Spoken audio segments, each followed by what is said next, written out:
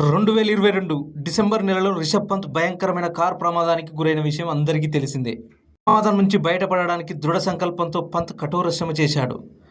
గాయాల నుంచి కోలుకున్నాక రిషబ్ గత ఏడాది ఐపీఎల్ ద్వారా క్రీడా మైదానంలోకి మళ్ళీ వచ్చాడు. కారు ప్రమాదం తర్వాత రిషబ్ తన తొలి మ్యాచ్లో బంగ్లాదేశ్పై సెంచరీ బాదాడు. తర్వాత ఐపీఎల్ సీజన్లో లక్నో సూపర్ జెయింట్స్కు ప్రాతినిధ్యం వహించాడు కూడా. 2025కి ప్రతిష్టాత్మక లారియస్ వరల్డ్ స్పోర్ట్స్ అవార్డుకు నామినేట్ అయ్యాడు. ఇదంతా మనకు తెలిసిందే. తాజాగా టీమిండియా జట్టుకు బీసీసీఐ శుభవార్త చెప్పింది. రిషబ్ పంత్ రీఎంట్రీ ఇస్తున్నట్లు ప్రకటించింది.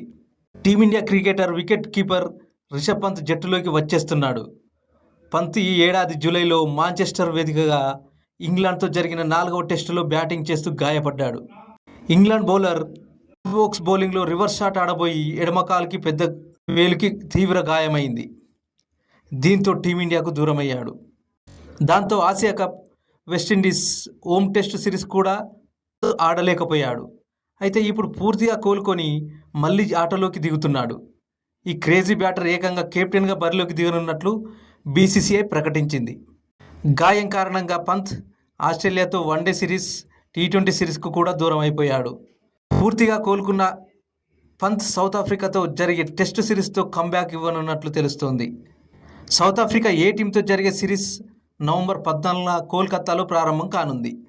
సౌత్ ఆఫ్రికాతో ఏ జట్టుతో జరగనున్న రెడ్ బాల్ సిరీస్కు పంత్ నాయకత్వం వహించనున్నట్లు బీసీసీఐ వెల్లడించింది. ఈ సిరీస్ 2 మ్యాచ్లు ఉండగా అక్టోబర్ 30న బెంగళూరులో ప్రారంభం కానుంది. అయితే వైస్ కెప్టెన్గా సాయి సుదర్శన్కు బాధ్యతలు అప్పగించారు. దేవదత్ పడికల్, కేఎల్ రాహుల్, ధ్రువ్ జురెల్, సిరాజ్, సిద్ధ్ కృష్ణ వంటి కీలక ఆటగాళ్లు ఇందులో ఉన్నారు. తొలి మ్యాచ్లో వికెట్ కీపర్గా పంత్తో పాటు జగదీశన్ కూడా ఉన్నారు. సెకండ్ మ్యాచ్లో ధ్రువ్ జురెల్ బాధ్యతలు తీసుకుంటాడు. గాయం నుంచి కోలుకున్నాక టెస్ట్ సిరీస్ ఫార్మాట్లో పంత్ కెప్టెన్తో మ్యాచ్ మొదలు కావడం విశేషం. మా ఛానల్ నచ్చినట్లయితే లైక్ చేయండి, సబ్స్క్రైబ్ చేసుకోండి. Thank you for watching. మరిన్ని అప్డేట్స్తో మళ్ళీ కలుద్దాం. Thank you.